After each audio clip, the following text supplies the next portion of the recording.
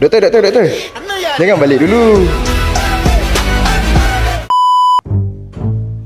Baru lepas tanah rambut, baru hari ketiga dah power Ini 3 sukan yang kena hold dulu pada bulan pertama. Nombor 1, angkat berat. Saya tahu tengok dumbbell tu rasa rindu, tapi bila angkat berat, tekanan darah akan meningkat.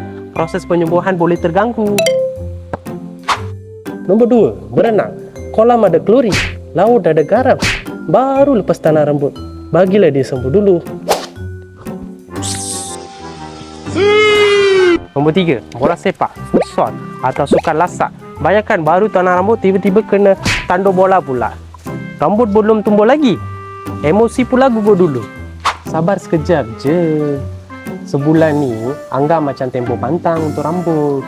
Lepas doktor bagi green light, baru sambung bersukan. Ingat, six packs boleh bina balik.